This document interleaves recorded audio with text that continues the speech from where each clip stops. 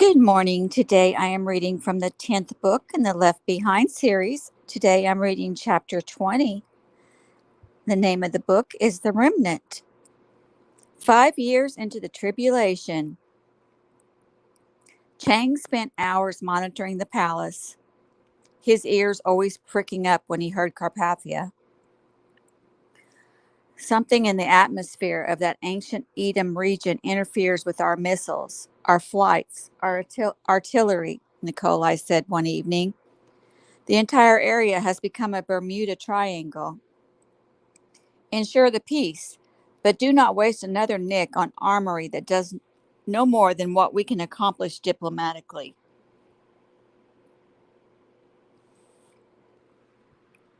Chang knew global community diplomacy was an oxymoron. Standard operating procedures no longer included any semblance of public relations for the potent.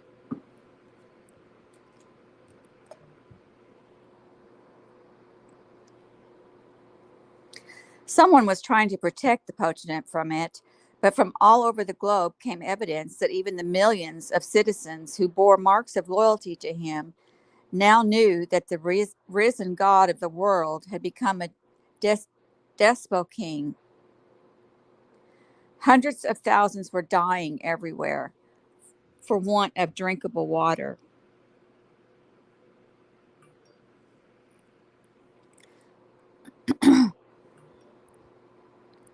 One report from Region 7, the United African States, showed a woman railing in public before a small, obviously fearful crowd.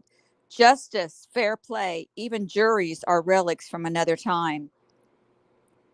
We obey the GC and bow to the image of the supreme ruler only because we all know someone who has been put to death for failing to. She was shot to death where she stood, and the crowd scattered for its life. From the same area came a sham of a recording depicting a programmed parade for the benefit of the Global Community News Network. The people marched listlessly, their faces blank as they held aloft placards and chanted "Hail Carpathia" in monotones. Chang both suffered and benefited from the chaos at the palace. In many ways, New Babylon had become a ghost town. Citizens could no longer afford pilgrimages to the gleaming edifices. He knew from the real figures, not the cooked books, whose summaries were announced to the populace, that half the world population at the time of the rapture had now died. The capital city of the world didn't work very well anymore. Factions and many kingdoms sprang up, even around Carpathia, top people threatening, cajoling, surrounding themselves with sycophants. Everyone was suspicious of everyone else, while all were cloying around the big boss. Revolt was out of the question. Theirs was a ruler who had proved himself impervious to death.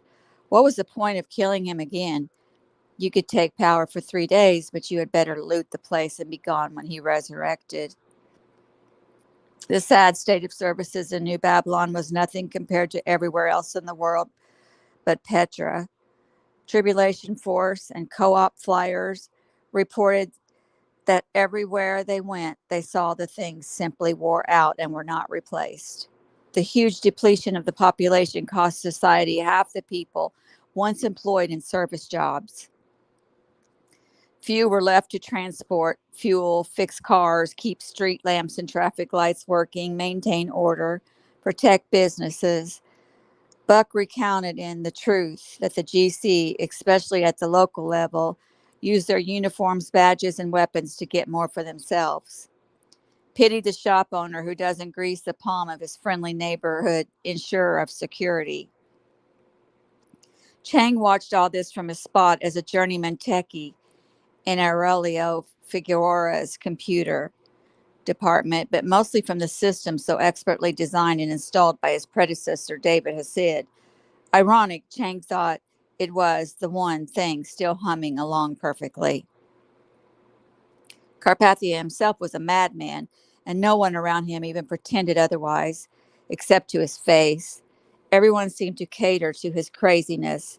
competing to see who would be first to curry his favor by carrying out his latest directive, which usually came in a fit of fury. Insubordination, he shrieked late one night as Chang listened to his weary lieutenants trying to stay awake with him. My subpotent in Region 7 must wake up tomorrow to find that the heads of both Libya and Ethiopia and their entire senior cabinets have been assassinated. Suhail Akbar said, I'll talk with him, Excellency. I'm sure he will realize that. Did you not understand that to be a directive, Suhail? Sir? Did you not understand my order? You literally want those leaders and their cabinets dead by morning? If you cannot accomplish it, I will find it can be done, sir. But there would not be time to send our strike force from here. You are Director of Security Intelligence. You have no contacts in Africa who can. I'm on it, sir. I should hope you are. The deed was accomplished by an S&I force of African peacekeepers and morale monitors. Akbar was lauded the next day, then suffered in Carpathia's doghouse for more than 3 weeks because the boss was having trouble getting useful information out of Region 7. Rayford lived in an underground hut, like everyone else who worked out of the former military base in San Diego. And like Mac and Albie out of Al Basra, Rayford flew missions directly between San Diego and other international co-op centers. Places so remote and well hidden that if the flyers could elude GC radar, and even that was crumbling with the loss of personnel all over the world, there were no pesky airport details they had to bluff their way past. The head of the tribulation force worried that he and his people might lower their guard and see their whole network come crashing down. He actually had felt more in control and careful when the GC had been at full strength. The world had become a cauldron of individual free market systems. When he was home in San Diego, Rayford studied the reports that came to Chloe from co-op workers all over the globe. Hardly anywhere in the world escaped the evil influence of the GC-sponsored deceivers. Magicians, sorcerers, wizards, demonic apparitions, and deputies of Leon Fortunato preached a false gossip. They set themselves up as a Christ figure, Messiah, soothsayers. They lauded the deity of Carpathia. They performed wonders and miracles and deceived countless thousands. These were lured away from considering the claims of Christ himself, usually by the promise of drinkable water. But once they had made their decision for the evil ruler, either had snuffed them out as he had done in the Negev, or God slew them. Tyson Ben Judah continued to maintain that God was continually evening the score, removing from the earth those with the sign of the beast, because a great war was coming. It is not as if God of gods could not defeat any foe he chooses, Dr. Ben Judah taught, but the stench of the other side evangelizing for evil has offended him and kindled his wrath. Yet the wrath of God remains balanced by his great mercy and love. There has been not one report of death or injury to any of the 144,000 evangelists God has raised up to spread the truth about his Son. Though weary of the battle and longing for heaven or the glorious appearing, sometimes Rayford didn't care which came first for him. Still, he thrilled to the reports from all over the world.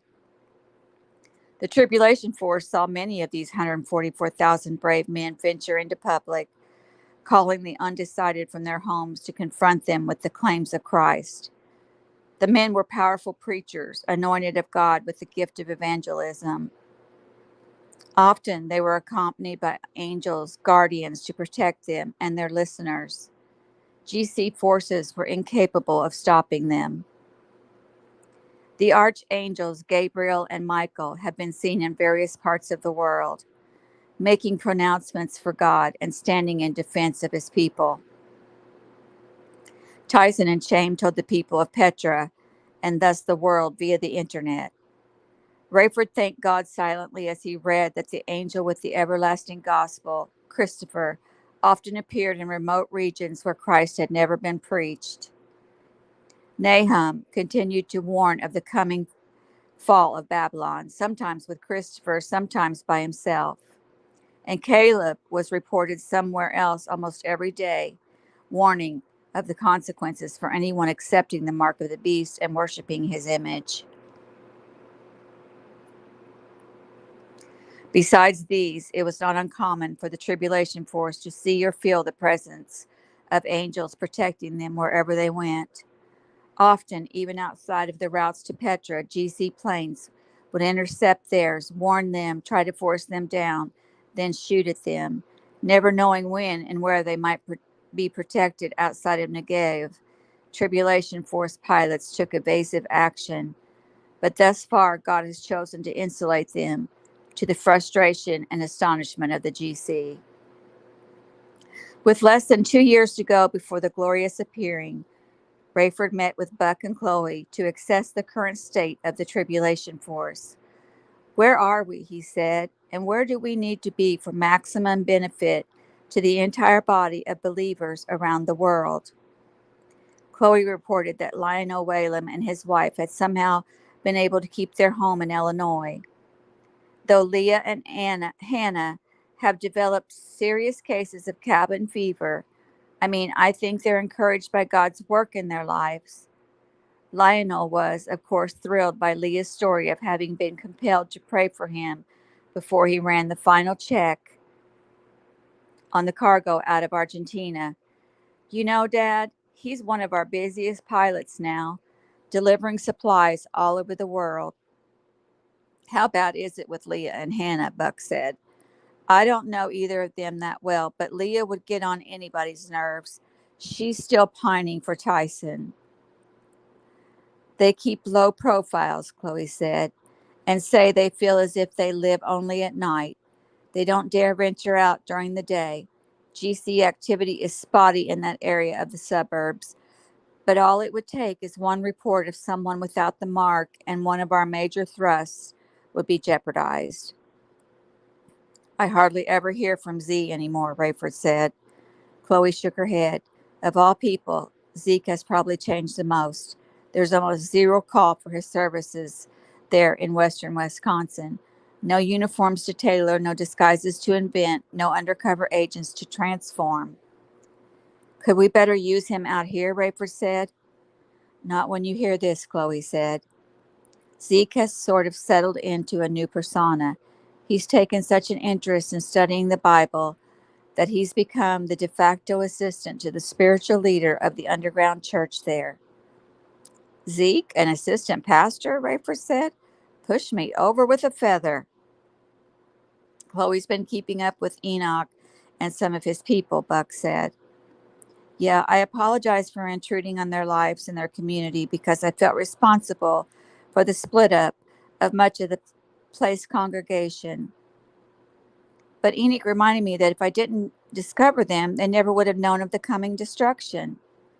On the other hand, Dad, I know if I had not been traipsing around Chicago in the middle of the night, there might never have been that secondary destruction.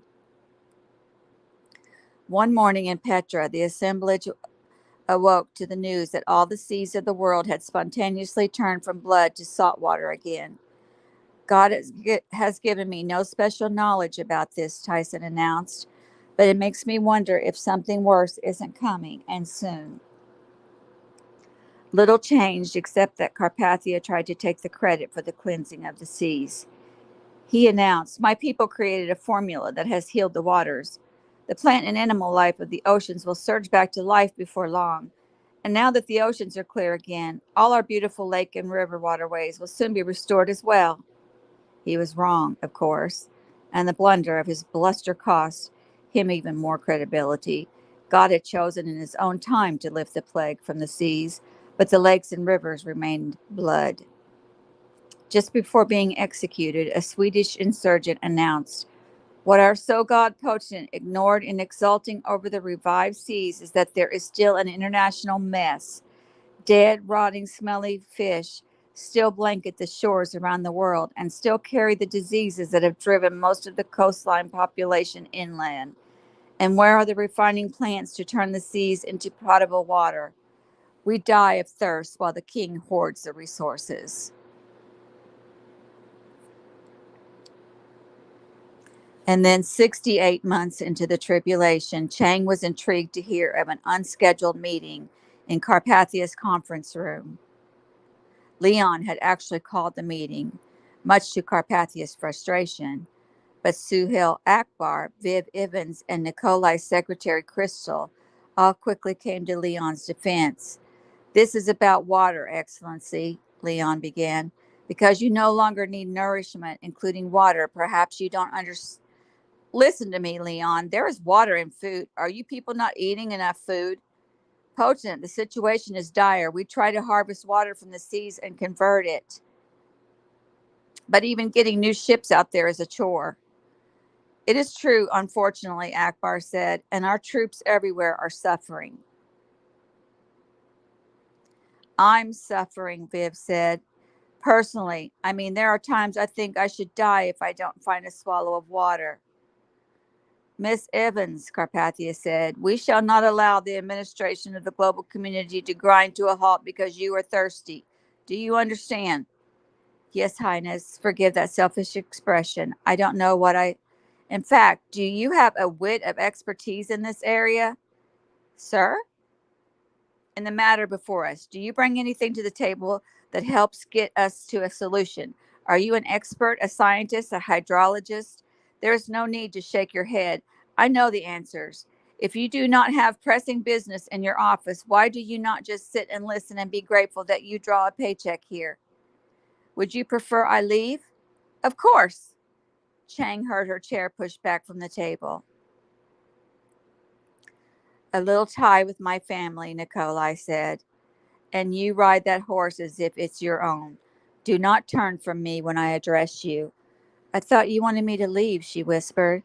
"I do not cater to subjects, employees, friends, or otherwise who disrespect their sovereign. This same attitude made you think you could sit on my throne in my temple." "Your lordship, I have apologized over and over for that indiscretion. I am humiliated, repentant, and..." "Excellency," Leon said softly, "that was more than 2 years ago." "You," Carpathia roared, "you call this meeting and now you counter me as well?" "No, sir. I apologize if it sounds as if I am What would you call it? Would you like to join Aunt Viv and return to your office to work on what you have been assigned? You are head of the church, man. What happens to Carpathianism while you worry about water? Where are the scientists, the technologists who have something to offer here?" Leon did not respond. "Miss Evans, why are you still here?" But I thought you..." "Go, for the love of all." "Sir," Suhail began, as if the voice of reason, "I did consult the experts before coming, and finally, someone who uses the brain I gave him. What do you have?" "If you'll notice here, Your Highness." Chang heard the rattle of paper as if Akbar was spreading a document. "Satellite photography has detected a spring in the middle of Petra that has apparently been producing fresh water since the day of the bombings." "So we are back to Petra, are we, Director Akbar? The site of so many billions of nicks poured into the desert sands?" "It has been a boondoggle, sir, but notice what the aerial photography shows. Apparently the missile struck an aquifer that supplies thousands of gallons of pure water every day. It only stands to reason that the source of this spring extends far outside the city of Petra, and our people see no reason why we could not access it as well." "Where do they believe it extends?" "To the east." "And how deep?" "They are not able to tell from this kind of technology, but if a missile could tap into it in Petra, surely we could drill, or even use another missile east of there." "Use a missile to tap into a spring?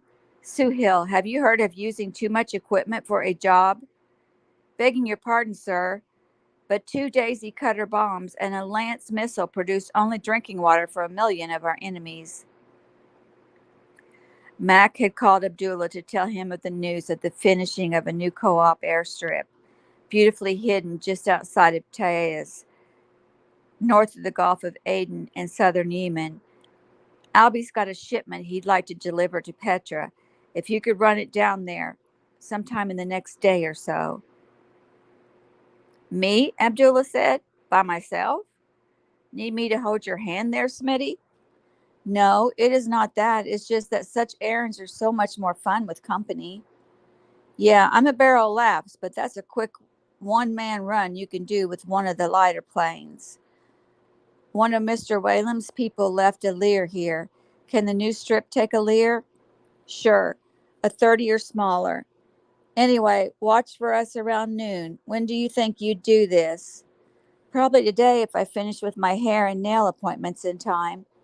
I was going to have my face done too, but what in heaven's name are you going on about?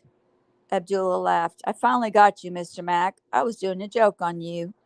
Very funny, Smitty. I got you, didn't I, cowboy? Abdullah was checking the weather at the communication.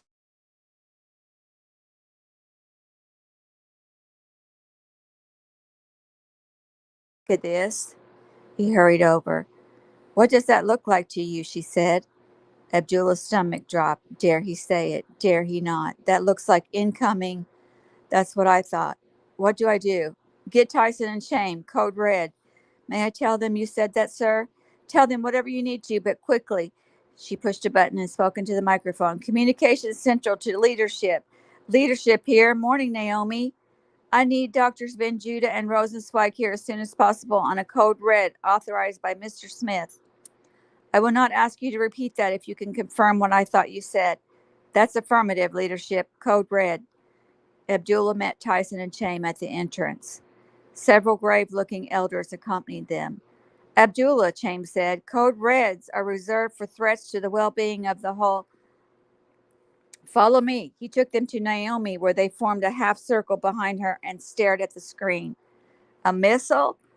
Looks like it, Abdullah said. Headed for the city? Actually, no, but close.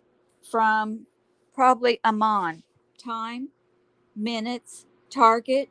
Looks east, where they have been drilling. Abdullah nodded. Tyson said, they have been drilling for weeks and we have seen nothing. No oil, no water, no blood. Now they are going to bomb the place? It is not like Carpathia to take up arms against its own forces, depleted as they are. Do we have time to watch? Would it be prudent? Abdullah studied the screen. I was at ground zero for 2 bombs and a missile 2 years ago. I would not fear another missile at least a mile from here. We have field glasses on tripods at the high place north of the SIG. Shall I warn the people? Naomi said. Tyson thought a moment.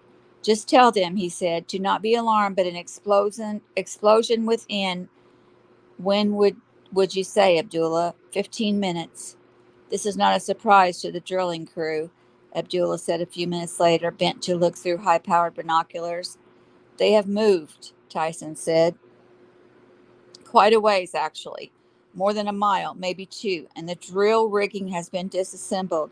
That tells me that they don't want it destroyed by the missile. It is probably programmed internally for a specific coordinate. Chaim sat on a rock, breathing heavily. Is it just my age, or is it particularly warm today? I am perspiring more than usual myself, my friend Tyson said. Abdullah pulled up from the binocs and shaded his eyes with his hand. Now that you mention it, look at the sun. It seemed larger, brighter, higher than it should have been. What time is it? Tyson said. About 10. Why, that could be a noonday sun. You don't suppose. Abdullah heard a whistling sound in the distance. He looked north. A white plume appeared on the horizon. Missile, he said. It would be hard to follow with the glasses, but you could try. I can see it with the naked eye, Tyson said. I am warm, Chaim said. They watched as the winding missile streaked into view and began to descend. It appeared aimed for the original drilling site.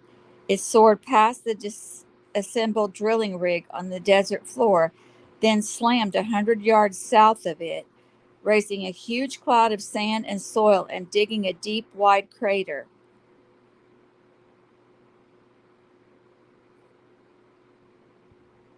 And that, wait a minute, now deep white crater. The rumble of the explosion reached them in seconds, and the clouds slowly dissipated.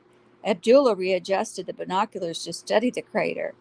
I cannot imagine it went nearly as deep as the hole they had already been drilling, he said.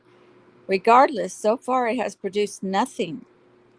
I am amused, Tyson said, but I wonder what they thought they might accomplish. If they were hoping to strike water, would they not have simply produced a geyser of blood anyway? And that's the end of chapter 20. Next, I'll be reading chapter 21. Thank you for joining me and have a wonderful day.